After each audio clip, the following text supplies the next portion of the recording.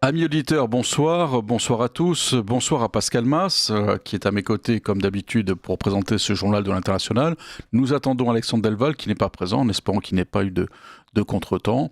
Et nous espérons qu'autant que de possible, il pourra nous réunir dans l'émission. Alors cette émission, nous allons la consacrer comme d'habitude bien sûr à l'international, en abordant plusieurs points particulièrement chauds dans tous les sens du terme d'actualité.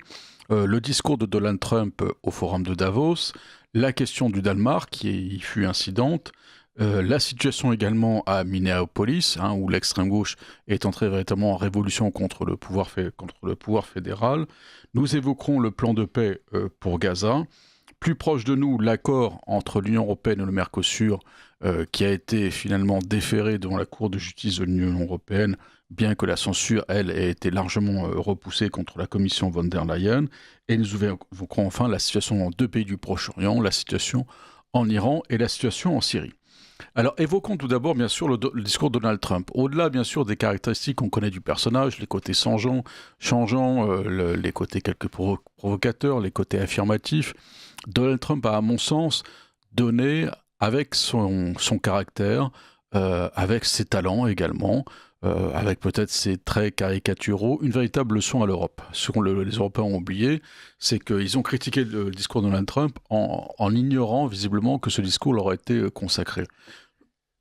En termes, pourrait-on dire, même de conseils. En effet, Donald Trump a, à mon sens, repris, dans des termes peut-être plus séquents, plus saillants, le discours de l'an dernier à la conférence annuelle stratégique de Munich, prononcé par son vice-président, J.D. Vance, mettant l'Europe en garde contre la perte de son identité, notamment du fait de la submersion migratoire, de l'islamisation, sans parler également des pertes de valeurs, du renversement totalement des valeurs sociétales que l'on connaît dans la majeure partie des pays européens. Alors ce discours de Donald Trump, en effet, au forum de Davos, il a d'autant plus, en quelque sorte, tranché qu'il intervient dans un contexte que l'on connaît comme étant très mondialiste, très immigrationniste, très convenu, qui est bien sûr le forum de Davos de Klaus Schwab, qui est en quelque sorte le gratin de la superclasse mondiale, mondialiste. Ce discours, en effet, de Donald Trump, lui, intervient en quelque sorte à contresens. On a retenu surtout ses prises de position sur le Groenland, dont nous allons évoquer en quelque sorte les tenants dans quelques instants. Mais ce discours de Trump, les Européens, dans un premier temps, ont oublié qu'il s'adressait à eux. Pascal Mas, est-ce que les Européens, une fois de plus, n'ont pas renvoyé la leçon ou sont incapables d'écouter ce type de discours ? Ils sont sourds. Alors tout d'abord, je voudrais dire, notre ami Alexandre Delval, je pense qu'il est bloqué dans les derniers encombrements de Madame Hidalgo. Fort heureusement, il n'y en a plus que pour 1 mois et 3 semaines. Mais bon, les encombrements, j'en doute, mais elle, oui. Donc déjà, en préambule, je voudrais souligner ceci. En ce qui concerne le style Donald Trump, j'ai malheureusement l'habitude de rappeler que Donald Trump est un homme d'affaires, c'est un homme pragmatique, il n'est pas issu d'une quelconque catégorie ou carrière politicienne. Il n'a jamais été sénateur, il n'a jamais été gouverneur. Donc, il parle à tout le monde comme il parlerait à un chef de chantier qui est en train de construire une tour. Donc évidemment, les Occidentaux, on va parler des Occidentaux de l'Est, c'est-à-dire l'Europe, comprennent rien à ce discours, parce que comme ils sont habitués à entendre des gens qui disent une chose et qui font le contraire, ou des juges dès le lendemain, un type qui parle comme ça, qui fait ce qu'il a dit lors de sa campagne électorale, qui le dit, qui l'annonce, et puis qui ne tarde pas et qui n'attend pas des mois ou des discussions, des palabres ou des commissions et compagnie pour faire ce qu'il dit. Bon, évidemment, ça tranche avec les habitudes. C'est la raison pour laquelle il a réitéré sous une autre forme le discours que, comme vous l'avez souligné, J.D. Vance avait prononcé à Munich, mais les Européens n'ont toujours pas compris. Ils n'ont toujours pas compris. Lui, il a compris que l'Europe était en pleine décadence. D'ailleurs, il fait la stéréo avec ce que proclame Vladimir Poutine de son côté.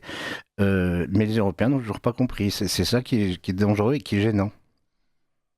Alors justement, parmi les points qu'il y avait dans ce discours, il y avait également la réussite économique de Donald Trump, en effet, disant qu'il avait amélioré la situation, baissé les déficits commerciaux intérieurs, ce qui est vrai en partie, il semble qu'il y ait quand même une certaine exagération. Et également, on a parlé de la guerre des tarifs. Alors, quel est à votre avis la position de Donald Trump, bien qu'elle soit un peu insaisissable sur les tarifs? On l'a vu nous annoncer 100%, 120%, 200% Hmm. sur les vins et spiritueux français, et puis revenir en arrière. Est-ce que Trump a une véritable vision? Et pourquoi, en effet, au Forum de Davos, qui est pourtant le forum du libre-échangisme mondial le plus absolu, il est venu parler de tarifs? Quelle est sa vision, selon lui, à Davos? Et visiblement, il n'a pas forcément, disons, son discours a entraîné plus d'hostilité sur le Groenland qu'il en a entraîné sur les tarifs. Est-ce que Trump a véritablement une arme de dissuasion avec les tarifs en matière commerciale? Absolument. Et notamment, il y a déjà des effets qui se font ressentir sur l'économie américaine avec le retour d'entreprises, notamment des usines qui s'étaient délocalisées au Mexique ou dans d'autres pays et qui reviennent sur le territoire américain parce que leur intérêt aussi, c'est économique. Il ne s'agit pas de doctrine. Leur intérêt économique, c'est de pouvoir saisir le marché américain sur place. Donc, bien entendu, tout ça, ça mérite des protections. Les protections qu'il a trouvées, c'est ni plus ni moins que des taxes douanières. Et c'est vieux comme le monde. Donc, les taxes douanières, c'est une forme de protectionnisme. Quitte aux Européens d'en faire de même. Je ne comprends pas tellement bien pourquoi il faudrait s'arc-bouter sur la soi-disant économie globale mondialisée qui serait la panacée, alors qu'on voit bien que c'est une véritable catastrophe, y compris pour ceux qui, prioritairement, en ont profité. Je pense notamment aux Chinois. Ça ne va plus du tout. Donc Donald Trump remet les questions économiques à leur place, c'est-à-dire surtout en fonction de ce pourquoi il a été élu, c'est-à-dire America First et je m'occupe du peuple américain avant de m'occuper de tout le reste. Eh bien, ça passe par ça passe par la protection de l'économie américaine et puis les autres, ils ont qu'à en faire autant tout simplement. Alors sur cette guerre commerciale, justement, Trump s'adressait principalement aux Européens. Le forum était Davos, mais véritablement l'auditoire était européen, alors qu'il y a pourtant des représentants de la Chine, de l'Inde, tout le monde est présent à Davos. Est-ce que Trump, justement, ne met pas en quelque sorte les Européens en demeure d'être avec lui, ou alors d'être finalement, non pas des adversaires, mais disons des personnes avec lesquelles il aura un rapport concurrentiel assez fort? C'est-à-dire que les pays que vous avez mentionnés, la Chine, l'Inde et puis d'autres, qui étaient représentés de manière soit officielle, soit de manière un peu plus discrète, s'en moquent de l'Europe. C'est-à-dire que eux, ils veulent traiter avec les États-Unis. Il y a des droits de douane, très bien, on va faire autrement. Ou alors, on met des droits de douane sur les produits américains. Et en l'occurrence, je pense notamment au Sud Global que vous connaissez bien, des droits de douane sur les produits américains, ça a une influence directe sur l'économie américaine. Donc, les Européens sont sourds, les Européens ne comprennent rien, tant pis pour eux, le problème est là. Et c'est pas vraiment une concurrence économique, c'est simplement de se dire, si vous voulez travailler avec nous, eh bien c'est selon nos méthodes, et puis vous avez qu'à vous adapter, et puis c'est tout. Donc, quand on a déclaré le libéralisme universel avec l'économie mondialisée, on n'a pas demandé non plus qui allait être pour ou contre, ça a été imposé. Donc là, c'est un autre retour de bâton. Et Donald Trump voit toujours, et il a raison, l'intérêt de son peuple et de son pays. Bien, alors justement, Donald Trump a continué à Davos, a égrené un petit peu les réussites américaines. Il parle notamment du déficit budgétaire et du déficit commercial. Sur le déficit budgétaire, en effet, il parle de couper dans des dépenses, mais également de baisser des impôts. Est-ce que sa politique, en effet, en termes de déficit budgétaire, va réussir? Elle prend une bonne orientation? Mais indubitablement, puisque c'était son programme. Il avait dit, ça suffit de distribuer de l'argent à n'importe qui, on ne sait pas pourquoi, et sans contrôle. Bon, il a coupé les subventions à certaines associations nocives. Il a mis au pas les universités qui voulaient faire du blocus. Et bien entendu, vous avez parlé tout à l'heure des droits de douane, là, ça fait rentrer du cash directement dans l'économie américaine. Donc, ça marche. Et c'est, moi, ça me rappelle, parce que pour ceux qui ont connu cette époque, les Reaganomics, c'est-à-dire les mesures qui avaient été prises par Ronald Reagan quand il a été élu en 1981. Pour relever les États-Unis qui étaient dans un état de décrépitude avancé suite à la présidence calamiteuse de Jimmy Carter. Bon, donc il s'est inspiré de ça. Bon, il n'est pas tout seul, Donald Trump. Hein, il est très entouré, il a des économistes. Il ne faut pas croire qu'il passe son temps à jouer au golf et dans des avions à faire des conférences de presse. Donc, ça marche. Il y a les emplois, l'emploi repart. L'inflation baisse pour certaines choses. Pour les produits importés, ça par contre, ça y va. L'inflation, elle est bien puissante et c'est l'objectif, c'est de reprendre. On en parle souvent de la souveraineté de sa propre économie. Même un grand pays comme les États-Unis était jusqu'à aujourd'hui dépendant de certains pays et Donald Trump veut absolument rétablir la souveraineté intégrale dans tous les domaines des États-Unis. Merci. Alors, un autre volet qui a été abordé par Donald Trump sont les questions de défense, les questions de l'Alliance Atlantique et de l'OTAN, les questions de solidarité. On a bien compris que Donald Trump ne faisait pas de l'OTAN, en quelque sorte, une espèce d'arc de clé de voûte de sa politique étrangère et stratégique.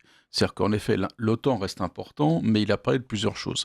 D'une part, les financements. Il a bien fait comprendre qu'en termes de financement, il ne fallait plus attendre que les États-Unis l'assument. Je rappelle que les États-Unis demandent, c'est pas seulement Trump, c'est l'administration Biden, avait carrément déjà exigé que les pays membres de l'OTAN aient un taux de dépenses qui soit au moins égal à 2% de leur PIB.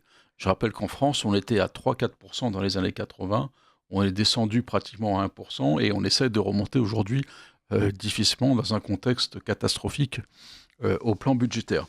Alors, cette position de Trump n'est pas nouvelle. Souvenons-nous, Kissinger, il y a plus de 50 ans, évoquait ce qu'il appelait le nécessaire partage du fardeau. C'est-à-dire qu'il concevait, Kissinger avait demandé aux Européens de prendre en charge leur propre défense, hein, et que finalement, la défense de l'Europe, l'Européen devait la prendre en charge, notamment pour ce qui concerne les moyens conventionnels, mais par contre, que les Américains, bien sûr, continuaient à assurer la sécurité stratégique, notamment par les missiles intercontinentaux. Donc, par conséquent, Trump n'a fait qu'accentuer en quelque sorte une prise de position américaine.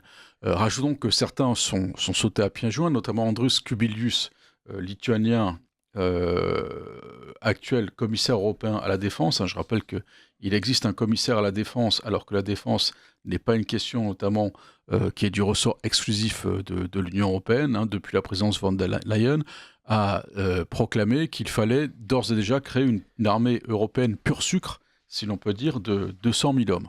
Alors sur sa question de défense également, on a relativement peu parlé, où certains Européens certes ont réagi. Donald Trump, à votre avis, quelles sont les perspectives à attendre justement sur cet éventuel désengagement, notamment de la défense, des questions stratégiques en Europe? Alors, premièrement, de comparer la situation présente avec celle qui était évoquée à l'époque de Kissinger, c'est difficile, parce qu'à l'époque de Kissinger, c'était l'URSS, c'était le pacte de Varsovie, le contexte géopolitique, au moins en Europe, puisque l'OTAN, c'est quand même l'Atlantique Nord, c'était pas du tout le même. Donc, il y avait vraiment une raison, l'Allemagne était divisée en deux, il y avait vraiment une raison pour laquelle les États-Unis estimaient qu'ils avaient un rôle de magistère sur la défense européenne. Bon, les Européens se sont habitués à ce confort, c'est-à-dire les Américains dépensent beaucoup d'argent, ils viennent protéger contre je ne sais qui d'ailleurs, et puis voilà, comme ça on vit bien, on va à la plage, tout se passe bien, et puis nos militaires font carrière et ils peuvent ensuite aller sur les plateaux pour délivrer la bonne parole. C'est plus pareil. C'est plus pareil. D'abord, Donald Trump veut faire des économies et son programme, son orientation, c'est de se débarrasser de tout ce qui est épineux et cher, c'est-à-dire les guerres, et des danseuses comme l'OTAN qui coûtent cher aux Américains et qui n'ont pas vraiment une destination aussi évidente que dans les années 70-80. Bon, par ailleurs, même s'il impose aux Européens d'augmenter leur budget militaire, c'est surtout, et ça c'est quand même assez fort de sa part, c'est bien homme d'affaires, c'est surtout en achetant du matériel militaire américain. Donc, au lieu de dépenser, ce sont les Européens qui vont dépenser pour acheter du matériel américain et faire fructifier l'industrie militaire américaine et les emplois américains. Donc, c'est du gagnant-gagnant pour lui. Donc la dimension stratégique, elle est bien loin. Comme pour beaucoup d'autres sujets, on est dans le business. Donc, dans le rapport de force permanent, en effet, et dans un certain nombre d'avancées que Donald Trump présentera à chaque fois. À chaque fois. Alors justement, de façon incidente, Donald Trump a évoqué la question du Groenland. Alors, il faut rappeler un certain nombre de choses et également un certain nombre de contre-vérités qui ont été assénées, y compris par M. Emmanuel Macron, qui a affirmé que le Groenland faisait partie de l'Union européenne. Alors, soit M. Macron fait semblant de ne pas savoir, soit il bluffe. En général, chez lui, il y a un peu des deux à chaque fois.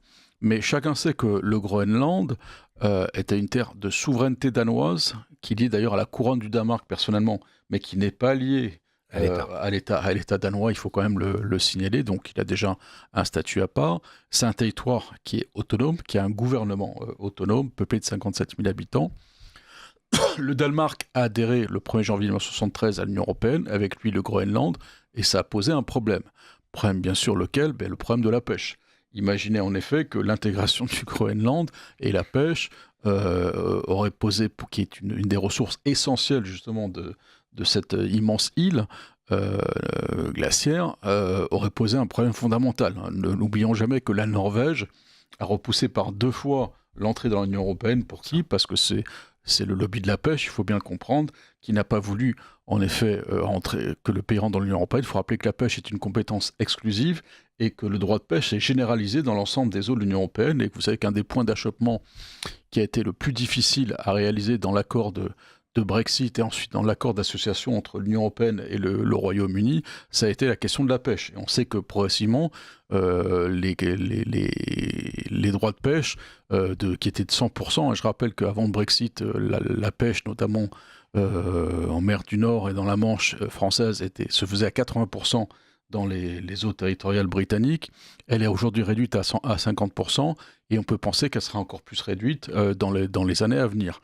Donc, en effet, l'Union européenne, le Groenland avait vu cette pêche comme un défi, à tel point qu'ils ont exigé et obtenu un référendum en 1985 sur la sortie de l'Union européenne. Donc, on oublie en quelque sorte qu'avant le Brexit, il y a eu un autre référendum de sortie de l'Union européenne. C'est que les Groenlandais, de façon très majoritaire, sont sortis de l'Union européenne. C'est-à-dire sortis de l'Union européenne, ça veut dire qu'ils n'en sont pas membres. Je rappelle qu'aujourd'hui en France, par exemple, ce qu'on appelle les régions ultra-périphériques, Martinique, Guadeloupe, Guyane, Réunion, sont membres de l'Union européenne, mais par exemple la Polynésie, la Nouvelle-Calédonie, Wallis-Futuna ne sont pas intégrés dans l'Union européenne. Il faut un visa, par exemple, particulier pour aller dans ces pays, y compris pour les Européens, me semble-t-il. En tout cas, ils sont liés ni par la pêche, ni par les accords commerciaux, ni par la politique agricole commune. Ils ne sont pas membres de l'Union européenne. La preuve, ils n'ont pas l'euro non plus. Non. Ils n'ont pas de monnaie commune. Donc, ils ne sont pas membres de l'Union européenne. Le Groenland, c'est la même chose. Donc, Emmanuel Macron nous raconte une sornette supplémentaire qu'on pourrait activer l'article 42, alinéa 1 du traité de Lisbonne sur la solidarité européenne. C'est totalement faux. C'est l'article de solidarité qui a été calqué sur l'article 5 du traité de Washington de 1949 sur l'Alliance Atlantique. C'est totalement faux. En effet, on n'est pas dans une solidarité européenne. La question qui se posait en temps, or le problème qu'il y a, c'est que le pays qui a des velléités sur le Groenland est un pays de l'OTAN, et c'est le pays majeur de l'OTAN. D'ailleurs, on a appris récemment, on n'a pas beaucoup parlé, qu'il y aurait prochainement des manœuvres à la fois américaines, canadiennes et danoises au Groenland.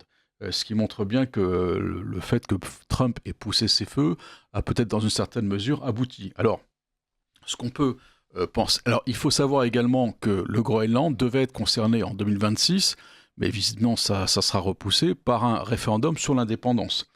Rappelons également qu'il y a un autre territoire danois également qui a des velléités d'indépendance, qu'on a découvert surtout pour ceux qui suivent les compétitions de l'UEFA en football, ce sont les îles Féroé. Ces îles très au nord aussi, également, qui voient la pêche défiante. Et les îles Féroé, en effet, ont exigé un référendum sur l'indépendance. Et il a tout à parier que sur le Groenland, les îles Féroé, ces référendums aboutiraient, de toute façon, puisqu'il y a une velléité d'indépendance, notamment, de ces deux pays par rapport au Danemark. Alors, sur le Groenland, la question s'est peut-être un petit peu cristallisée ces derniers temps. Néanmoins, il faut quand même savoir, c'est que peut-être Donald Trump a été quelque peu à contretemps, c'est-à-dire que s'il avait attendu peut-être le vote sur l'indépendance du Danemark et ensuite proposé à ce Danemark un accord d'association, par exemple, comme il y en a comme les États-Unis ont un déjà avec Porto Rico, peut-être que ça aurait été porté davantage et l'accord d'association aurait peut-être moins crispé en quelque sorte les pays européens. Enfin, rappelons les pays européens qui ont envoyé quand même une armada de 30 soldats un peu partout. Dont le 15 de France. Voilà. À peine une quinzaine de Français, en plus il paraît mal habillés, mal armés, pour pauvres soldats qui sont repartis aussi vite qu'ils sont arrivés. Ça a été un épisode tragicomique en effet de la solidarité européenne, mais ce Groenland n'est pas dans la situation juridique que l'on décrit. Donc Donald Trump a affirmé à Davos que bien sûr il n'avait pas utilisé la force en effet pour le Groenland, mais il faut penser en effet qu'il pousse à mon avis la demande du Groenland pour avoir un certain nombre notamment de prérogatives. Je pense par exemple à un accès à la zone économique exclusive maritime, à des accords sur les terres rares, à des possibilités, et puis un contrôle stratégique. Rappelons également que de façon très large, il y a une stratégie européenne sur l'Arctique aujourd'hui, et qu'avec le réchauffement, il y a des routes maritimes qui sont très importantes pour la Chine et encore plus pour la Russie. Vous le savez bien, Pascal Mas, donc le Groenland a une position stratégique. Rappelons également que c'est pas la première fois que les États-Unis veulent acheter le Groenland. En 1867, on a vu ça, lorsqu'ils ont acheté le Danemark aux Russes, ils ont voulu faire du l'Alaska. Vous voyez, c'est un lapsus révélateur. Merci de me reprendre avec votre vigilance habituelle, cher Pascal Mas. Lorsqu'ils ont acheté l'Alaska au tsar de Russie, ils ont voulu en même temps racheter le Groenland au Danemark pour avoir un petit peu les deux tenants, chose qui leur a été refusée à l'époque. Ils auraient proposé au bas mot 700 milliards de dollars pour acheter le Danemark, ce qui, à mon avis, aurait résolu la question de la contribution budgétaire, de la politique budgétaire du Danemark pour plusieurs décennies. Mais visiblement, le Danemark n'a pas répondu. Alors, Pascal Mas, les velléités de Donald Trump sur le Groenland, réellement, à quoi correspondent-elles ? Alors déjà, les présidents américains sont élus pour 4 ans. Alors quelquefois, ils font 2 mandats. Là, en ce qui concerne Donald Trump, il est peu probable qu'il se représente dans 3 ans. Mais donc ça veut dire qu'il est pressé. Il est pressé parce que vous avez à peine évoqué la question de la route nord qui est scruté avec beaucoup de gourmandise et d'intérêt par les Chinois et les Russes. Bon, les Russes, c'est des voisins, donc on va pas dire qu'ils sont rien à faire dans le coin. Les Chinois, c'est différent. Mais c'est-à-dire que en passant par la route nord, ça raccourcit considérablement le trafic maritime, puisque depuis la fonte de la glace, ça permet de passer par cette zone-là. Et ça change considérablement tout le trafic du Grand Nord, de l'Arctique. Je voudrais quand même souligner que les Américains ne sont pas des inconnus sur le territoire groenlandais. Ils ont une base. Bon, maintenant, elle est moins efficace qu'elle ne le fut autrefois dans le Nord. Alors moi, je l'appelle toujours Tulé. Elle a changé de nom, mais elle est toujours là. Et ils ont des radars qui sont installés avec, bien entendu, par contrat, l'accord du Danemark et des autorités groenlandaises locales depuis les années 70. Donc, il ne faut pas que les Groenlandais nous disent « Oh là là, comme c'est bizarre, qu'est-ce qu'ils veulent nous faire? On ne les connaît pas, les envahisseurs, etc. etc. » Les Américains sont très présents sur le Groenland aujourd'hui. Donc, ce qui se dit être la réalité de l'intérêt des États-Unis pour le Groenland, c'est pas forcément la pêche, ça assurément, mais donc le contrôle de la route nord, de la route arctique, et aussi les terres rares et toutes les richesses qui sont sous la glace. Donc ça, c'est autre chose. Et là aussi, il y a une course, parce que c'est une course. Bon, il y a une course entre les Russes, les Chinois, peut-être d'autres, je ne sais pas, mais enfin en tout cas, les deux que je viens de citer ont les moyens techniques et financiers de faire de la prospection sur le territoire groenlandais, ce qui n'est plus du tout le cas ni du Danemark ni de quelconque pays européen. Donc, il y a bien une course aux richesses souterraines et au contrôle de la route nord. Et à mon avis, c'est la seule chose qui motive l'empressement de Donald Trump de trouver un accord sur ce territoire groenlandais. Alors, à votre sens, la réaction européenne, quelle va-t-elle être? Est-ce que l'Europe va en effet se mettre en face de Trump en s'opposant à toute mainmise sur le Danemark? Ou est-ce qu'elle va concevoir des arrangements? Ou est-ce qu'elle va finalement dire au Danemark, bah, c'est une question qui vous préoccupe seul, et au final, débrouillez-vous avec Trump? Écoutez, c'est quand même fâcheux dès maintenant de redire ce que j'ai dit en début d'émission. Les Européens ne comprennent rien. Donc, ils vont s'arc-bouter, pour certains, on en connaît un ici, sur des principes, sur le droit international, enfin, tous ces principes qui n'ont plus aucun sens aujourd'hui. Et face à la puissance et à la pression américaine, l'Union européenne, même si Mme von der Leyen est un excellent ambassadeur des États-Unis en Europe, ça tiendra pas la route. Parce que de toutes les manières, l'Europe n'a plus les moyens, l'Europe est épuisée financièrement, elle n'a plus les moyens d'intervenir sur un théâtre aussi complexe que celui du Grand Nord, et on n'a pas la marine qu'il faut, on n'a pas les personnels. Vous avez souligné tout à l'heure l'aventure du 15 de France, là, les 15 braves garçons de chez nous qui sont partis faire du tourisme au Groenland, mais ça tient pas la route, quoi. Donc, indiscutablement, le Danemark, qui a déjà, vous l'avez bien rappelé, a déjà abandonné une bonne partie de sa souveraineté au Groenland, va se débarrasser de ce territoire comme certains, et voudraient se débarrasser de la Nouvelle-Calédonie, des territoires d'outre-mer. Pour le Danemark, le Groenland, c'est un territoire d'outre-mer, c'est pas autre chose, hein. Oui, on a vu d'ailleurs la France être beaucoup plus proactive, pour reprendre les termes d'aujourd'hui, un peu impropres, être beaucoup plus active sur la défense du Danemark qu'elle ne l'est par exemple sur la Nouvelle-Calédonie Bien sûr. ou certaines îles, puisqu'il y a un projet de cession notamment d'îles au Vanuatu. On sait que les Vanuatu sont contrôlés par les Chinois. On parle même également Le sur les Vanuatu îles... est indépendant, hein. Pardon? Le Vanuatu est indépendant. Oui, mais on va lui céder des îles, les anciennes Nouvelles-Hébrides qu'on domine franco-britanniques. Macron parle de céder des îles justement au Vanuatu. Et il y a également la question des îles éparses à Madagascar, Ça, c'est autre revendiquées, chose, oui. sur lesquelles Macron céderait. Alors justement, est-ce que le Danemark, c'est encore une fois pas du macronisme dans toutes ses œuvres, ou plutôt ses basses œuvres, puisqu'on a quand même, pour revenir quand même cette fois-ci à une question plus franco-française, on a un président français qui s'agite beaucoup plus sur Danemark, qui est une question américo-danoise, hein, de Danemark sur le Groenland, qui est une question américano-danoise, alors que justement, il est sur le reculoir permanent également sur l'outre-mer français. Non, mais François, vous avez remarqué que le personnage que vous citez fait des grands discours sur la puissance, sur la force, sur le contrôle et tout ça, et il est incapable de contrôler les banlieues et certains territoires du pays. Donc, même s'il met de nouvelles lunettes, il n'a pas l'air de bien voir les choses. Et surtout, il faudrait qu'il consulte un atlas pour pouvoir mieux comprendre la problématique du Groenland. Donc, ces gesticulations sont même à la limite gênantes, parce que Donald Trump s'en sert comme sujet de moquerie pour ridiculiser le président de la République française. Il n'y a pas besoin de Trump pour qu'il nous ridiculise, mais là c'est encore pire, parce que franchement, je vous dis, en tant que citoyen français, de voir notre pays ridiculisé, de voir une assemblée comme celle de Davos qui rit à pleine gorge quand Donald Trump ridiculise le président français, ça commence à devenir pénible. Et alors, en matière de largage des territoires, lorsqu'il sera question de lâcher la Corse, j'espère que vous serez présent. Ah bah, de toute façon, je serai toujours présent sur la Corse, mais on sait très bien que Emmanuel Macron, au-delà de la Corse, en effet, veut proposer une espèce d'autonomie dont on ne sait pas à quoi elle ressemble, etc. L'a fait sous... en effet, des événements quasi insurrectionnels.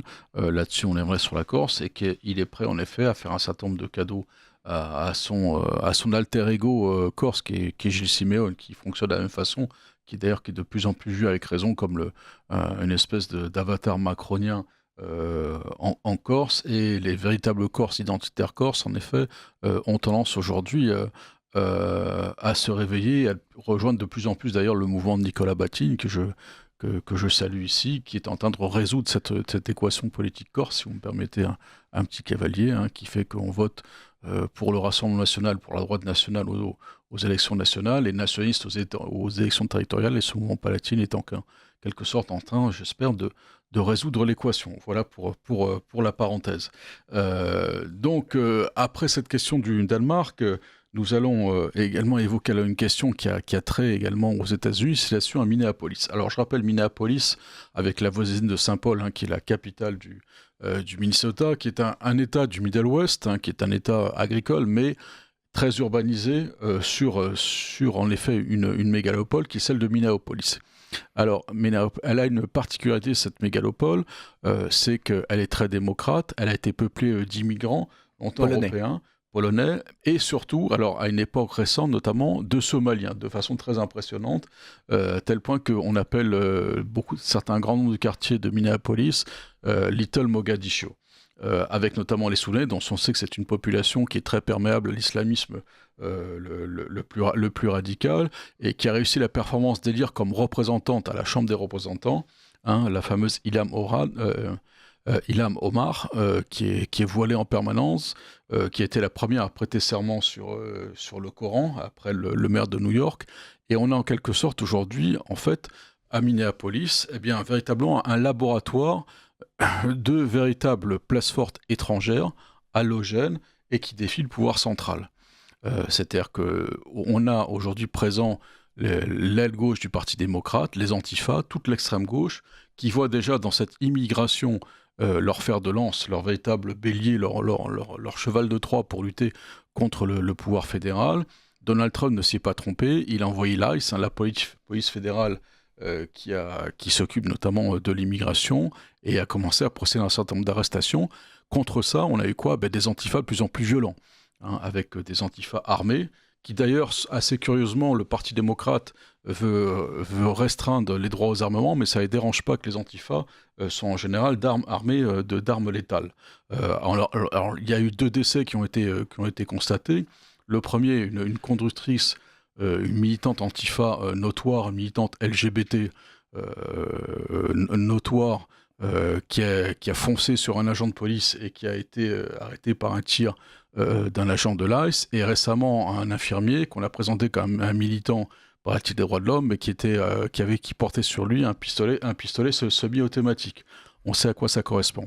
On a passé sous silence également littéralement l'invasion par des groupes antifa, notamment d'un temple protestant en plein office, hein, qui ont commencé à menacer de brûler et tout, parce que un des pasteurs protestants est engagé justement contre ces mouvements antifa. Il y a une situation insurrectionnelle sur les braises desquelles souffle le démocrate. Les Barack Obama, les Clinton, hein, se font un plaisir de rappeler que selon eux, il y aurait en effet une atteinte aux droits historiques, aux fondamentaux des États-Unis. Or, Barack Obama oublie une chose, si on regarde un petit peu les statistiques, c'est que lorsque Barack Obama est au pouvoir, il a expulsé 3 millions de clandestins, et il y a eu 57 morts parmi les clandestins, notamment en expulsion. Et visiblement, ni les médias, ni les relais du Parti démocrate n'ont déploré, je rappelle, les 57 morts d'Obama, d'immigrés clandestins, qui sont morts pendant leur transfert. Ça a été complètement oublié, passé sous licence aujourd'hui, alors qu'il y a eu 2 morts aujourd'hui, qui sont en fait des activistes antifa, en effet, qui menaçaient directement des forces de l'ordre, qui ont été tués. On s'étonne quand même de cette orientation à géométrie variable. Alors, Minneapolis, ça fait penser également à un certain nombre de territoires. On pense en France à ce qu'on appelle, entre guillemets, les territoires perdus de la République, qui sont ni mieux ni moins qu'à mon sens les territoires conquis par l'islamisme, justement, et par l'immigration de masse, avec notamment la plateforme qui est essentielle, qui est la France insoumise, les antifas, l'extrême gauche, qui voit justement cette masse migratoire leur appui, leur armée en quelque sorte de choc, qui leur permettra d'atteindre le nombre, alors qu'ils en sont loin au plan politique, d'avoir un nombre pour arriver à une capacité insurrectionnelle. Et Donald Trump, justement, en évoquant, si on fait un retour sur son discours de Davos, Donald Trump, en effet, a évoqué le fait que pour lui, la guerre n'était plus tant aujourd'hui extérieure qu'intérieure. En effet, il a évoqué le fait qu'il lui fallait ramener des moyens militaires aux États-Unis. Là, véritablement, avec la guérilla qui est menée par l'extrême gauche, par les Antifa, on voit bien que c'est une guérilla pratiquement insurrectionnelle militaire et peut-être que Trump va faire appel à l'armée, voire dans un premier temps à la garde nationale, voire l'armée professionnelle, et que Trump va redéployer les moyens. Est-ce que Minneapolis, justement, ce ne sont pas aujourd'hui les conflits les plus dangereux à venir, qui sont des conflits intérieurs? Absolument. De toute façon, il ne faut pas oublier quand même qu'aux États-Unis, les conflits violents, c'est assez fréquent. On se souvient des émeutes de Watts, on se souvient de toutes ces manifestations contre la guerre du Vietnam qui étaient elles aussi dirigées par des mouvements dits progressistes. Minneapolis, on ne parle pas beaucoup de Chicago, mais c'est probablement le deuxième pilier de cette opération, parce que Chicago, c'est le territoire d'Obama d'ailleurs, hein, donc il ne faut pas l'oublier. Alors c'est étonnant que ce soit dans des villes du Grand Nord, si je puis dire, mais enfin la frontière canadienne pratiquement. Ça attire moins l'attention. D'ailleurs, j'imagine bien que nos journalistes très compétents ici ont dû chercher sur un atlas où ils ont fait Wikipédia pour savoir où était Minneapolis. Mais c'est quelque chose qui est bien organisé. C'est-à-dire que c'est une forteresse. Vous l'avez à peine évoqué. C'est une forteresse des démocrates pour pouvoir repartir à partir de là, soi-disant, à la reconquête du pays par les wokistes, les LGBT, enfin tout ça, tous ces gens qui ont été mis en échec avec Madame Harris en novembre de 2024. Donc, assurément, il faut être vigilant. La violence aux États-Unis, c'est quelque chose de permanent. C'est depuis la fondation de ce pays, il y a toujours eu de la violence, des affrontements. Très, très grave. Le fait que le type ait été arrêté avec une arme sur lui, là-bas, tout le monde peut porter une arme, donc il n'y a rien d'anormal. Et c'est quelque chose qui, d'une certaine manière, sur le fond, on peut comparer avec la situation française, bien que, mais sur la forme, certainement pas. On n'est pas encore là. On n'est pas encore dans... Je veux dire que ce soit à Roubaix ou à Mantes-la-Jolie ou dans le 14e arrondissement de Marseille, on n'en est pas encore là. Mais je n'ai pas dit que l'année 2026 était terminée. Donc, nous avons sur le fond des similitudes, mais sur la forme, nous ne sommes pas encore à ce niveau-là. Alors, il est vrai, vous avez parlé de Chicago, en effet, qui pourrait présenter une situation insurrectionnelle. C'est le territoire d'élection d'Obama, qui a été élu d'abord, je crois, au Sénat de l'Illinois, puis sénateur de l'Illinois. Chicago, qui a une caractéristique, c'est que Chicago focalise tous les islams américains. C'est-à-dire qu'il y a bien sûr des communautés immigrées indo-pakistanaises, arabes très importantes, mais il y a également un islam propre, notamment Nation of Islam, Chicago, une ville avec une forte population noire, et c'est là qu'on a inventé, vous savez, cet islam, Nation of Islam, notamment de Wallace Ford, de Louis Farrakhan, auquel a adhéré Cassius Clay, devenu Mohamed Ali, etc., qui est un islam un petit peu ésotérique, un peu bizarre, d'ailleurs contradictoire avec sa vocation, puisque c'est quand même l'islam qui a favorisé l'esclavage des Noirs, et c'est assez bizarre que les Noirs américains se reconnaissent dans la religion qui les a en grande partie déportés. Mais enfin bon, passons. Et Chicago, en effet, présente toutes les caractéristiques d'un futur Minneapolis, ville en effet où les démocrates sont dominants. Est-ce que justement aujourd'hui les démocrates qui sont en perte de vitesse aux États-Unis, eh bien aussi, un peu comme la gauche française, singulièrement LFI, eh bien, ils n'ont pas adhéré au fameux aphorisme du dramaturge allemand Bertolt Brecht. Lorsque le peuple vous convient plus, il vous convient de changer le peuple. D'ailleurs, je voulais saluer Jean-Luc Mélenchon, qui a validé enfin la théorie du grand remplacement. Ça montre bien que le grand remplacement, à partir du moment où Mélenchon le dit, ça existe. D'ailleurs, pardon, nous n'avons entendu personne contredire Mélenchon lorsqu'il parle de grand remplacement. Donc je pense que Renaud Camus, s'il nous écoute, il serait temps quand même de demander des droits d'auteur. Je pense pas, même s'il a fait une vingtaine d'années, il n'y a peut-être pas de prescription là-dessus sur il n'y a pas encore prescription sur les droits d'auteur, donc j'encourage Renaud Camus à demander à Jean-Luc Mélenchon des droits d'auteur. Donc finalement, est-ce que le grand emplacement, en effet, c'est pas finalement la politique des gauches, la substitution de peuple, utiliser ce que Mélenchon appelle justement le nouveau peuple? Alors justement, puisqu'on parle de ça, je voudrais évoquer le fait que Minneapolis, c'est une ville qui a été, lors de sa fondation et le siècle qui a suivi, peuplée essentiellement de Polonais, on l'a dit, mais aussi de gens venus de Suède, Norvège. Et à une époque, je me souviens quand j'étais gamin, ils se prenaient pour des Vikings. Bon.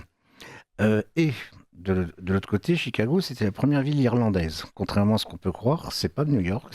On est passé des Vikings aux pirates somaliens. Il y a juste les pirogues et l'endroit qui ont changé. Eh bien, cher François, on a l'exemple même du grand emplacement sur 2 grandes villes majeures des États-Unis, avec une sociologie et une distribution ethnique complètement différente de celle qui a été celle des fondateurs et de ceux qui ont développé ces villes. Chicago, grande industrie automobile tenue par les Irlandais, et bien maintenant c'est ce que vous avez évoqué, c'est-à-dire des populations venues d'Afrique, etc. Donc les États-Unis, Donald Trump en est très conscient, c'est pour ça que comme il voit ce qui se passe chez lui, et qu'il voit qu'en Europe, le même phénomène se développe dans l'indifférence totale, ou au contraire dans l'aveuglement, ou dans la complaisance. Ou la complaisance, bien sûr.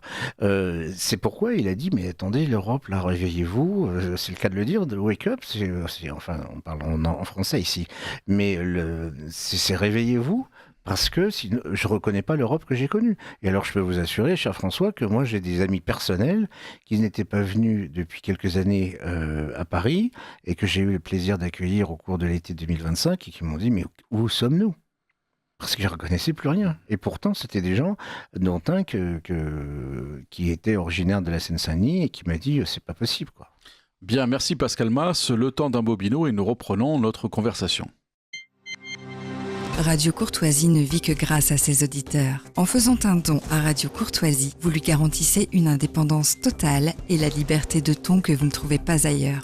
Rendez-vous dès maintenant sur soutenir.radiocourtoisie.fr ou envoyez votre chèque au 61 boulevard Murat, 75 016 Paris. Bien, merci cher Pascal sur Minneapolis. Je ne sais pas si vous avez encore quelque chose à ajouter sur Minneapolis, peut-être ? Il fait très froid. À Minneapolis. De partout, à New York, tout ça, ils ont un coup de froid, mais épouvantable. Donc c'est pas un climat de la Corne d'Afrique. Ah non, du tout. C'est pour ça que ça m'amuse beaucoup, parce que ces gens venus de l'Afrique de l'Est, là, quand il fait moins 25, moins 30, ça doit leur changer de leur pays de naissance. Bah, c'est pour ça que les antifas s'agitent, etc. Donc peut-être pour se réchauffer. Parce qu'on a quand même remarqué une chose dans les manifestations, c'est qu'il y a quand même un faible nombre. Je n'ai pas vu beaucoup de Somaliens dans les manifestations. C'est qu'on voit essentiellement les antifas, à mon avis, qui ne viennent pas que du Minnesota, qui se sont regroupés et qui manifestent. D'ailleurs, souvent, ce sont ce qu'on appelle, entre guillemets, les boomers. C'est notre génération, cher Pascal Mal, la génération soi-disant dorée, qui n'a pas été tant que ça. Mais il y a très peu de très jeunes, j'ai remarqué. Il y a des gens de 40, 50, 60 ans qui manifestent. Et des gens, d'ailleurs, de type européen, hein, comme on dit. C'était les enfants de ceux qui manifestaient contre la guerre du Vietnam. Donc, il y a une lignée de ça. Bah, on a les mêmes avec LFI. Hein. C'était contre le Larzac, tout ça, ces gens-là. Bon, bah, ils ont des enfants qui sont leurs successeurs. Alors, pour continuer, vous direz que Donald Trump est une trame très intéressante et importante pour ce soir. Il y a le plan de paix pour Gaza. Alors, justement, Donald Trump a parlé d'un plan de paix et il invite à s'asseoir, d'ailleurs, les pays membres, à partir du moment où ils paieront un écho, une obole d'1 milliard de dollars au minimum, en contournant totalement les Nations Unies. Là-dessus, il faut dire quand même que le secrétaire général actuel, Antonio Guterres, ancien ministre socialiste portugais, n'est pas quelqu'un qui, dans les bons papiers, tant des Israéliens qu'un grand nombre de pays arabes, notamment du Golfe. Il a invité un certain nombre de pays à venir.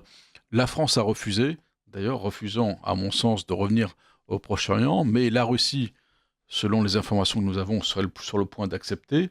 La Turquie serait présente, ainsi que l'Arabie Saoudite, le Qatar, donc quand même des acteurs non négligeables, de première importance, qui seront présents. Alors Pascal Mas, en quelques mots, déjà dans un premier temps, pouvez-vous nous parler de ce que est chargé d'établir ce plan de paix pour Gaza?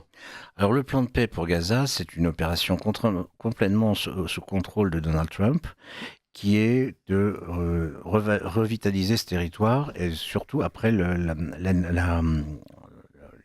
l'éradication du Hamas. Qui n'est pas abouti.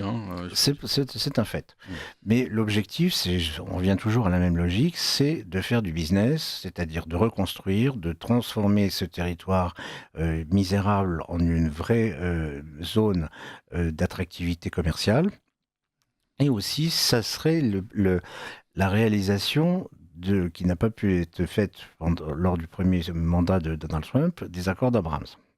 Donc, il y a une véritable volonté à la fois des Américains, mais aussi des voisins du Proche-Orient, de revitaliser le territoire de Gaza, le rendre économiquement accessible et attrayant, pour éviter de nouveau des conflits et l'implantation de forces du type du Hamas ou autres, frères musulmans ou je ne sais quoi, du fait de la pauvreté, de la misère. Donc c'est un plan audacieux, c'est un plan qui du fait que, vous avez dit que la cotisation c'était 1 milliard, c'est minimal, pour s'asseoir à la table. C'est ça. Voilà. En sachant que les pays concernés, mais pas tous, seront tenus à contribution. Mais on sait bien que l'Union européenne a une spécialité, c'est qu'elle n'est jamais assise à la table de décision, mais qu'en général, elle cotise. Voilà. Pas toujours, parce qu'il faut encore avoir des sous, mais maintenant, il n'y en a plus. L'Union européenne, pour l'Ukraine, on l'a trouvé, je rappelle que la semaine dernière, on a voté un prêt lors de la dernière plénière, 90 milliards d'euros à l'Ukraine, qu'on a aujourd'hui franchi les 300 milliards d'euros à l'Ukraine. Je pense que quand il s'agit de l'Ukraine, on trouve toujours de l'argent, donc on en trouvera véritablement pour bâtir des édifices, peut-être pour le Hamas, qu'Israël démolira et qu'on reconstruira. Voilà. Non, Halliburton reconstruira. Donc, non, ce que je pense, moi, plutôt, c'est que pour donner les 90 milliards de dollars que nous n'avons pas, nous allons les emprunter au Qatar. Et peut-être que dans le cadre de ce nouveau format de plan de paix et de reconfiguration du Proche-Orient, le président américain va dire, écoutez, les Européens, ils ont qu'à se débrouiller, ils ont qu'à emprunter ou vendre leurs chemises, mais vous, le Qatar, vous allez financer Gaza. Ça, c'est une possibilité. Avec, bien sûr, le regard souriant de la Russie et de l'Inde. Alors justement, sur la question de Gaza, alors il y a plusieurs dispositions, et notamment le fait qu'Israël va quand même prendre une espèce de marche, puisqu'aujourd'hui on voit qu'il contrôle entre 50 et 60% du territoire de Gaza, mais est prévue notamment une force internationale justement de sécurisation à Gaza. Alors les Américains, comme d'habitude, ne vont pas envoyer de troupes au sol, depuis le Vietnam, ils ont compris la leçon, mais on sait qu'on parle des pays arabes, notamment de la Turquie. La Turquie arabe. Des pays arabes et de la Turquie. J'ai bien fait le distinguo, cher Pascal. Vous m'avez relevé un petit peu vite là. En effet, qu'en est-il à votre avis de la crédibilité, de la possibilité et de la marge de manœuvre de cette force? C'est tout à fait salutaire parce que nous sommes au XXIe siècle et il est légitime que dans le cadre de conflits régionaux, ce soit les puissances régionales qui interviennent. Nous ne sommes plus à l'époque de la France, de l'Angleterre, de la Belgique, du Portugal et de l'Espagne et des Pays-Bas. C'est tout à fait normal qu'il soit fait appel aux puissances. D'ailleurs, la Turquie, c'est pas n'importe quoi quand même. Pour être, notamment, c'est des puissances méditerranéennes. Il est tout à fait normal que ces puissances soient sollicitées pour constituer la force d'interposition et de sécurisation, parce que on a brièvement parlé de l'ONU en riant tout à l'heure. On a bien vu que l'ONU déjà, le général de Gaulle disait le machin avec mépris, il avait déjà raison. C'est un truc qui fonctionne plus du tout et qui n'a plus aucune légitimité en ce qui concerne les conflits actuels. l'ONU a été complètement absente sur Gaza, complètement absente sur l'Ukraine, complètement absente sur le conflit thaïlandais-cambodgien, absente sur l'Afrique des Grands Lacs, absente partout. Donc c'est un espèce de truc qui coûte très cher. Et d'ailleurs, je pense que si l'ONU continue comme ça, Donald Trump va faire comme un de ses prédécesseurs qui avait quitté l'UNESCO, qui était la branche culturelle de l'UNESCO. C'était Ronald Reagan en C'était 1984, Reagan. contre notamment le Sénégalais Amadou Matarembo à l'époque. Voilà, Mokhtar-Embo, oui. Qui était un marxiste sénégalais. Oui. Et la goutte d'eau qui avait fait déborder le vase, c'était qu'on avait fêté les centaines de la mort de Marc. On en avait fait un grand événement annuel à l'UNESCO. Voilà. Et là, ça avait fait quitter notamment les États-Unis avaient décidé de quitter l'UNESCO. Oui, et c'était le premier contributeur financier, il ne faut pas l'oublier. Donc, moi je m'en souviens, le siège de l'UNESCO est à 2 pas d'ici, je me souviens de l'émotion que ça avait créé. Donc, pour revenir à l'ONU et pour revenir à la force d'interposition et de sécurisation sur Gaza, moi je trouve absolument légitime que ce soit des pays de la région. Bon, il faut quand même que ça soit des gens respectables. On ne va pas mettre le Daesh ou des gens comme ça. Mais des pays régionaux qui bon, déjà ont une proximité culturelle avec la population de la bande de Gaza, pour pouvoir régler ce problème, plutôt que des casques bleus venus de Slovaquie ou d'Irlande ou je ne sais quoi d'autre qui seraient là. Vous vous souvenez, cher François, quel a été le rôle des casques bleus au Liban et ce qu'ils en ont payé.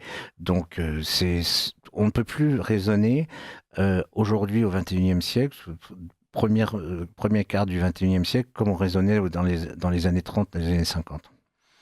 Alors, merci, cher Plascamas. Nous passons plus près d'ici de l'actualité française et européenne à la question du Mercosur, plutôt exactement de l'accord entre l'Union européenne et le Mercosur. Alors, de quoi s'agit-il ? Vous savez que l'Union européenne, notamment depuis une vingtaine d'années, sous l'impulsion de la présidence Barroso à l'époque, a décidé d'aller plus loin que les règles de l'OMC en termes de commerce international et a promu des méga accords commerciaux. Alors, il y en a plusieurs qui sont en négociation. Il y en a un qui a été conclu avec le Canada, le CETA, un qui a été conclu avec le Vietnam, un qui a été conclu avec la Nouvelle-Zélande, et plusieurs sont en effet en voie de discussion. On parle d'un important avec l'Inde, avec l'Australie, qui sont considérables. Et avec l'ASEAN. Avec l'ASEAN, l'association des avec États-Unis. l'ASEAN aussi, oui. Et on parle là seulement du Mercosur. L'accord a été signé par Ursula von der Leyen. Pourquoi a été signé par Ursula von der Leyen ? Tout simplement parce que le Conseil a conféré, sous le contrôle du Parlement, un droit de négociation exclusif à la Commission européenne. Et on négocie que sur le texte, on ne signe, on ne décide que sur le texte qui est conclu par la Commission européenne.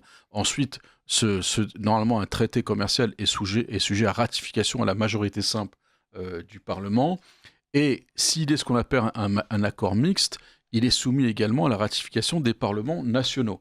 Alors là, qu'a fait Ursula von der Leyen, elle a utilisé un tour de passe-passe, elle a fractionné l'accord entre l'accord commercial et l'accord politique. L'accord politique est un accord formel, on parle d'échanges parlementaires qui n'a pas grand-chose à voir, qui est en quelque sorte à peine une très frêle enveloppe. Et l'accord commercial, pour le retirer sa ratification aux parlements nationaux, on décide de le fractionner.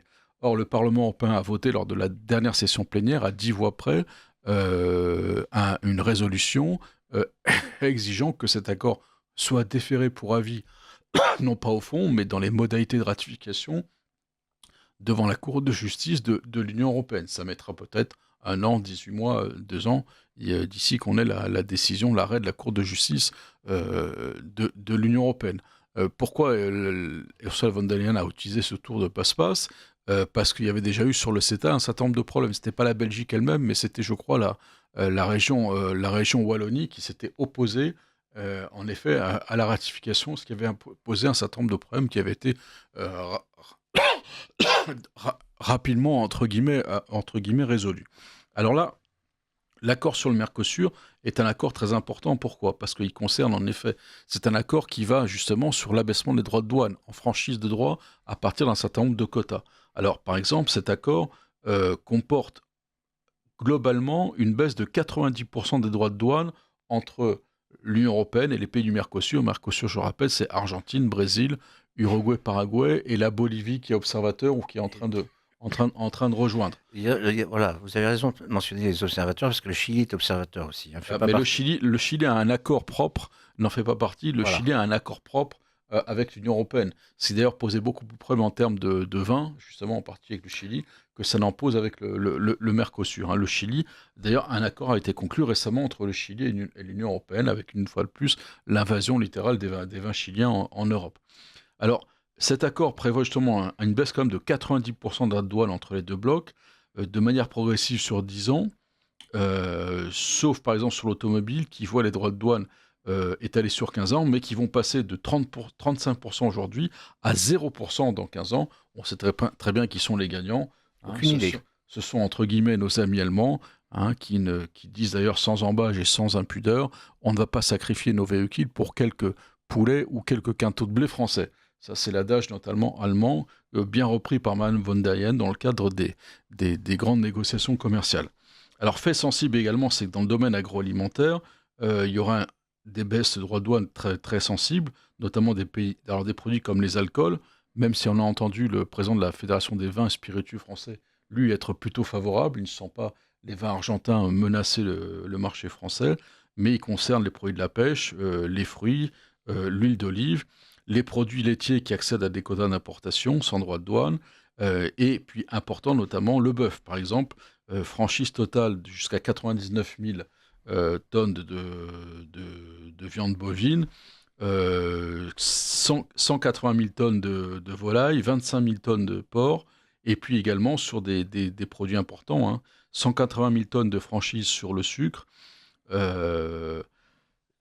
650 000 tonnes sur l'éthanol, 60 000 tonnes et 50 000 tonnes, 45 000 tonnes sur le miel et 60 000 tonnes sur le riz, avec des quotas également sur les fromages.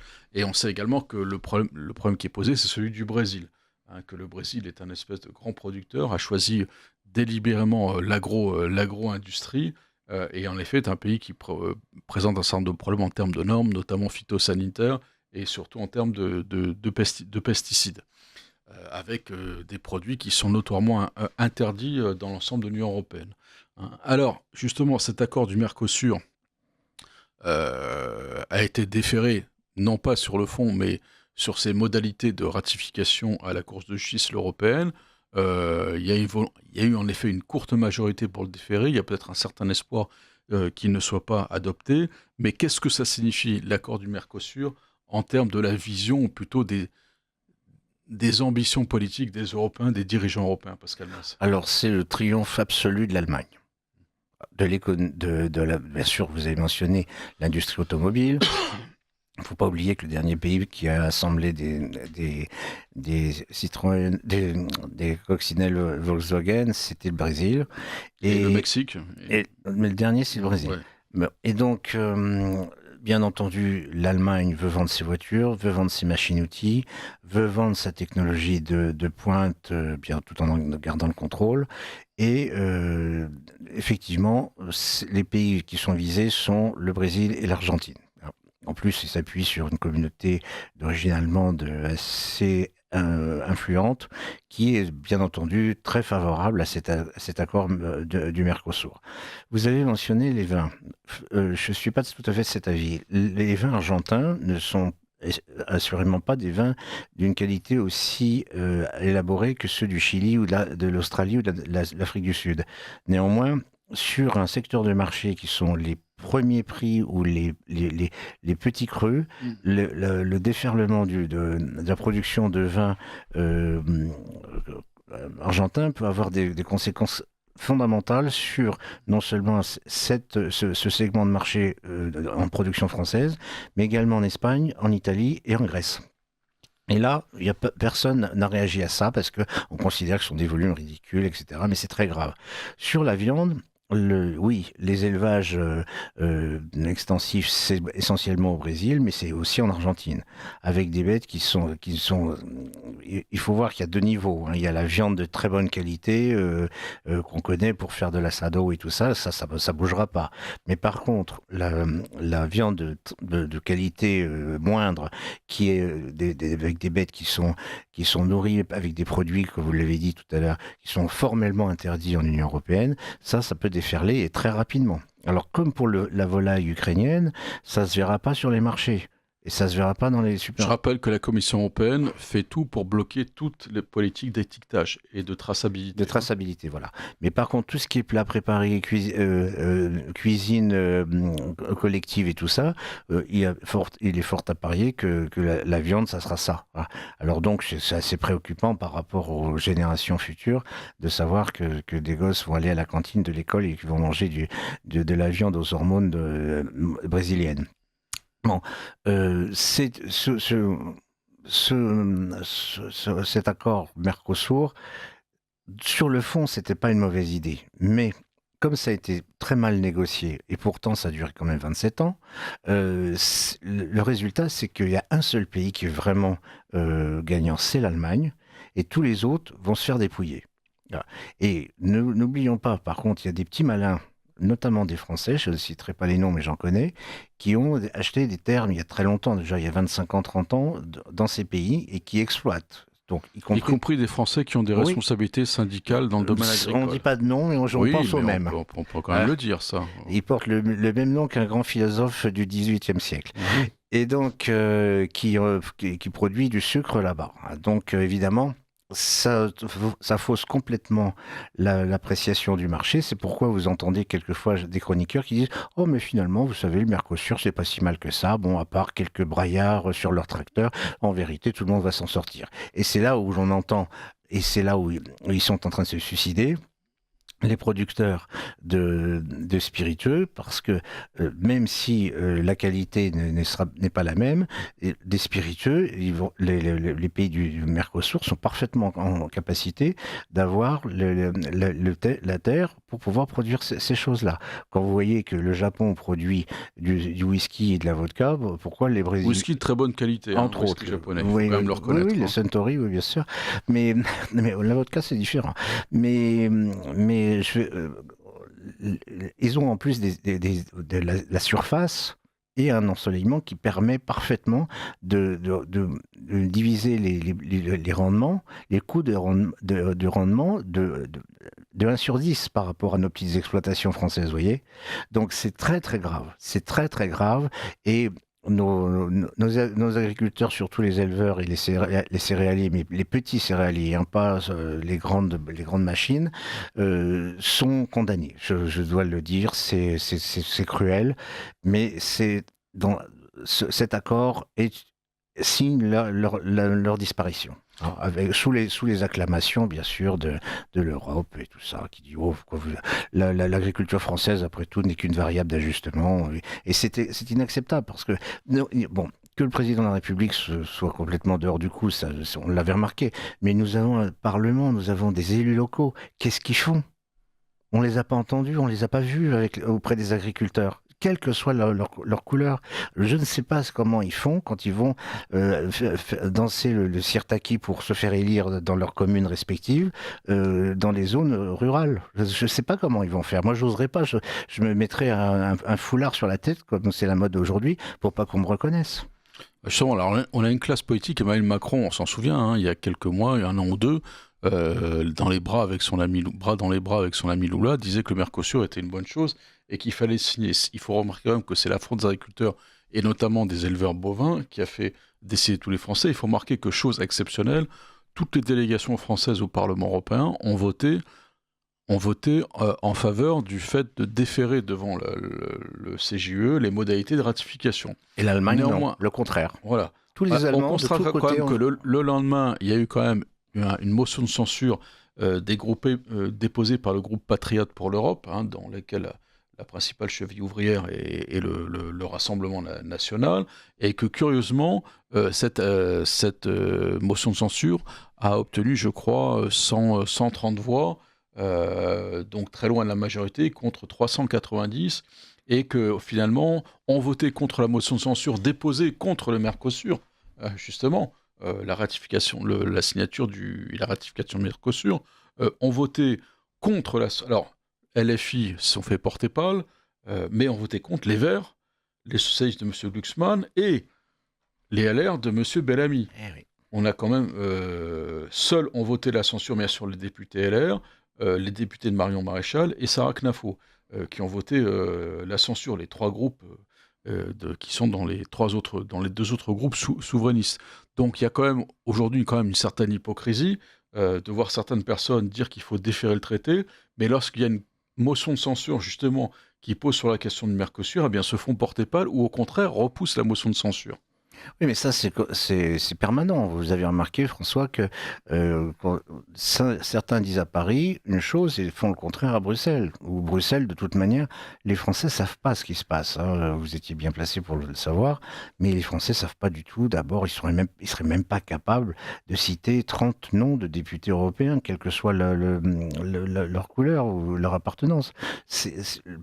Pour les Français, le Parlement européen, c'est une sorte d'endroit où on met les gens qui n'ont pas réussi à se faire élire dans leur circonscription historique, et puis ou des personnalités un peu médiatiques et tout ça. On les envoie à Bruxelles, comme ça ils vont gagner un peu de sous et puis ils nous foutront la paix en France.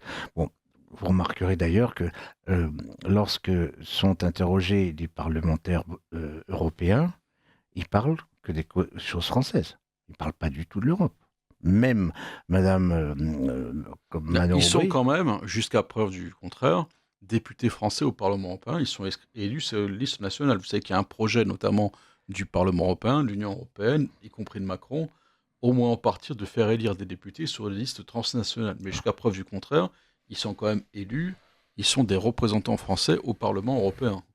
oui, mais ils ne le perçoivent pas comme ça. Même s'ils siègent en délégation transnationale. Voilà, parce que les groupes font qu'ils sont pas, ils ont abandonné leur appartenance aux intérêts de la France, quels qu'ils soient d'ailleurs. Hein, j'en suis vraiment désolé, mais les parlementaires européens français n'ont aucune influence, même sur le débat national en tant que tel. Je veux dire, des gens comme Bellamy, Bardella et Manon Aubry, bien sûr, sont connus, médiatiquement sont très présents, mais jamais on leur pose de questions techniques, par exemple, sur ce qui se passe. D'ailleurs, vous n'avez pas dans la classe médiatique française des spécialistes du Parlement européen, comme il y a des spécialistes même de la famille royale anglaise, par exemple. Donc, c'est un déficit et une faiblesse qui a fait que, au cours des années, nos concurrents principaux, qu'on considère comme nos amis, ce qui est tout à fait discutable, l'Allemagne, on a profité. Et il y a une chose qui m'interpelle, on est sur Radio Courtoisie ce soir, c'est que Madame von der Leyen et bon nombre des textes sont en anglais. Je ne sais pas quel est le pays qui a la langue anglaise comme langue officielle. Quel pays d'Europe a la langue anglaise la République d'Irlande avec non, avec le gaélique.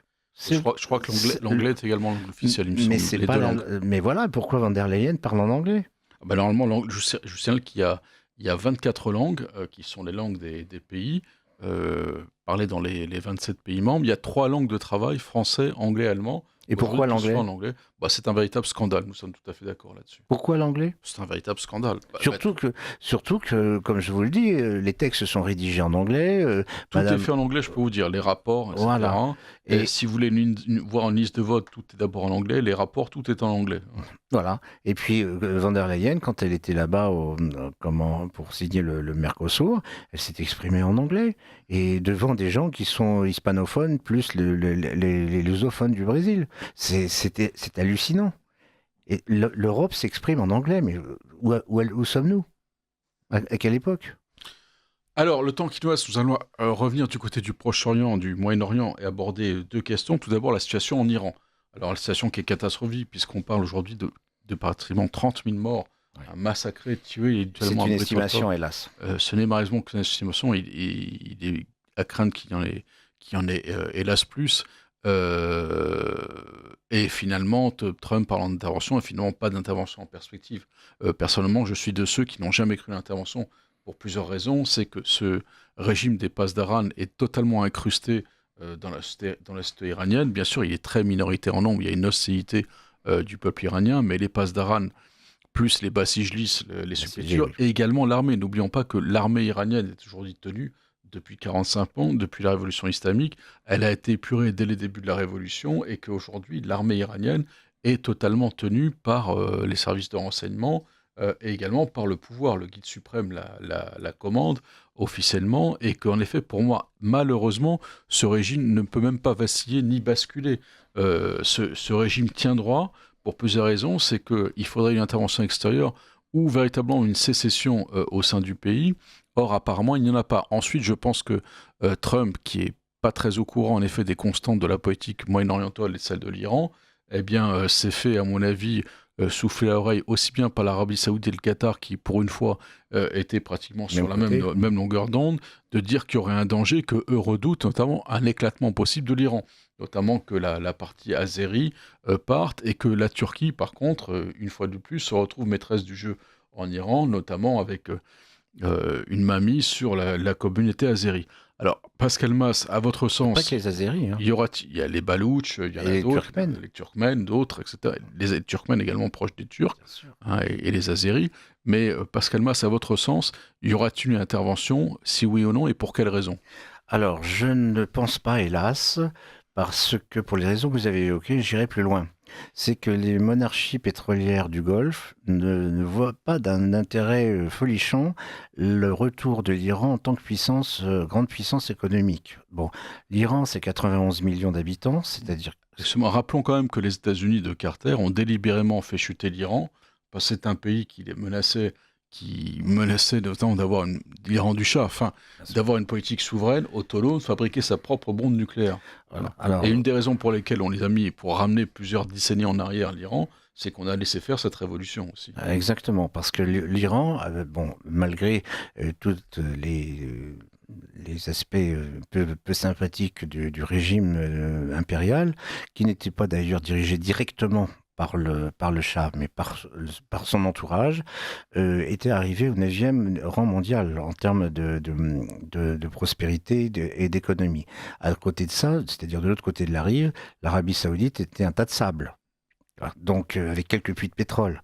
Bon, Dubaï, Abu Dhabi, tout ça, c'était rien du tout. Bon, donc ces gens-là ne voient pas d'un intérêt folichon émerger une puissance, notamment les Perses qui ne sont pas arabes, vous savez très bien qu'ils ne peuvent pas se supporter, et les Perses étant issus d'une civilisation multimillénaire et qui seraient capables très rapidement de recouvrer leur puissance et leur attractivité d'avant 79. Donc bien sûr, les voisins sont pas très très intéressés, d'autant plus que je parle d'avant 79. Autrefois, Israël avait des relations très très étroites avec l'Iran. Il y avait même des échanges de partenariat. La compagnie aérienne El Al desservait Téhéran. Enfin, c'était quelque chose qui est complètement inimaginable aujourd'hui. Et bien entendu, Israël verrait d'un très bon œil l'Iran changer pour pouvoir éradiquer le Hezbollah et le Hamas. Donc il y a un jeu dans lequel ni les Européens qui ne comprennent plus rien, je le dis pour la 3e fois ce soir, ni les Américains qui n'ont pas compris grand-chose au Proche et Moyen-Orient depuis l'origine. Il y a un jeu qui est en train de se jouer, mais les acteurs sont différents. Vous avez parlé tout à l'heure, excusez-moi d'un peu d'insister là-dessus, vous avez parlé de l'Azerbaïdjan et du Turkménistan et de l'Afghanistan. Il ne faut quand même pas oublier que l'Iran, pour comprendre l'Iran, moi je pense, je l'ai dit sur une autre antenne il y a quelques jours, il faut ouvrir un atlas et puis regarder qui est autour. Et à partir de ça, une fois qu'on a bien compris qui est autour, on va ouvrir un livre d'histoire. Et puis on part depuis les Perses antiques, etc., jusqu'à la dynastie Pahlavi. Bon, donc autrefois, en 79, c'était l'URSS. C'était l'URSS et l'Azerbaïdjan, le Turkménistan, étaient des républiques de l'URSS. Donc il y avait une frontière terrestre avec l'Iran, plus la frontière directe entre la Russie et l'Iran par la frontière maritime. Bon, donc tout ça, même en 46 ans, ça a assez peu évolué. Donc, c'est beaucoup plus complexe. La question iranienne me semble aujourd'hui beaucoup plus complexe, paradoxalement, que le conflit israélo-palestinien. Parce qu'il y a tellement d'intervenants avec des intérêts différents. Et alors, là, vous ne m'avez pas posé la question, mais l'Iran fait partie des BRICS, au même titre que les Émirats arabes unis et l'Arabie Saoudite, même si l'Arabie Saoudite n'est pas...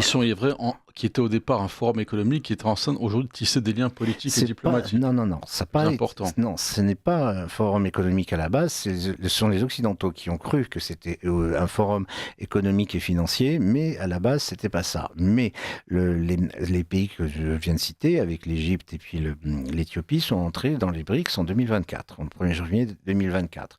Et ça a aussi l'influence, c'est-à-dire que le principe des BRICS, c'est la souveraineté absolue, chacun fait ce qu'il veut chez soi, personne ne vient intervenir, mais il y a des intérêts concomitants qui font que, paradoxalement, sur certains points, il peut y avoir des rapprochements assez inattendus, on l'a vu entre l'Inde et la Chine par exemple. Bien, merci Pascal Mas. Alors le temps qui nous est encore incombé nous permet d'évoquer la situation en Syrie, alors que c'est une situation dramatique, puisque je rappelle que le pouvoir syrien du militant islamiste Mohamed al-Jolani, redevenu Ahmed el-Sharé, qui dirigeait Hayat al-Tahrir al-Shar, qui était une excroissance à la fois d'Al-Qaïda et de Daesh, qui a pris le pouvoir en décembre 2025 à Damas, et bien continue en effet à éliminer physiquement notamment les minorités.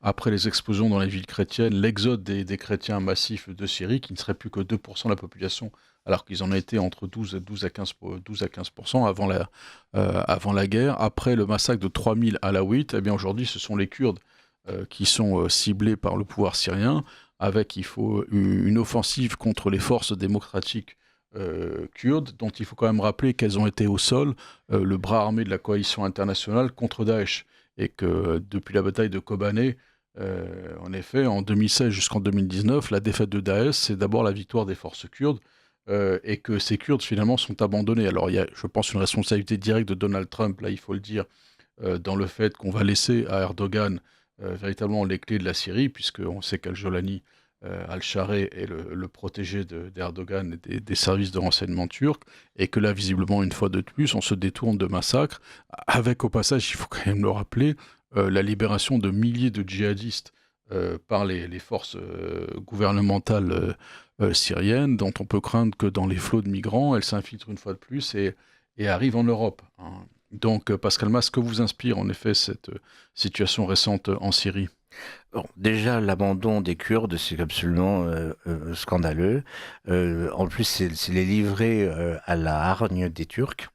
Et en ce qui concerne ce que vous avez... Les Turcs qui ne veulent absolument pas de constitution d'un proto-État ou d'un État autonome kurde, il faut le rappeler, aux normes de la Syrie. Hein. On revient aux accords Sykes-Picot sur le Kurdistan, etc. Bon, donc on revient en 1917, 18. Donc c'est quelque chose que tout le monde a oublié. Donc c'est ça. Bon, ce qui me préoccupe, moi, par contre, c'est que tous ces djihadistes et les enfants qui sont nés là-bas, qui ont été nourris de propagande et de haine, vont débarquer ici comme des gentils réfugiés. On nous a fait le coup avec les gentils tchétchènes et avec les gentils albanais du Kosovo. Donc, compte tenu déjà du terrain assez favorable qu'ils pourraient trouver dans certaines banlieues, dans certains quartiers de Paris, j'ai toutes les raisons d'être inquiet sur ce qui peut se passer une fois que ces gens-là seront revenus sur le territoire français. Bien, en effet, nous voyons que sur la situation en Syrie, les Européens, une fois de plus, les Français, se détournent d'une situation, en effet, qui pourrait leur être nuisible et défavorable, hein, tout particulièrement avec le renouveau du djihadisme. Si vous avez quelque chose à ajouter, cher Pascal Mas, sur la Syrie, peut-être, sur les perspectives ? C'est préoccupant parce que je crois que l'influence occidentale et l'influence française sont malheureusement pratiquement condamnées elles aussi. Voilà. Écoutez, chers amis, il me reste à vous remercier pour votre attention et puis nous l'espérons nous retrouver avec grand plaisir dans 4 semaines. Bonne soirée à tous.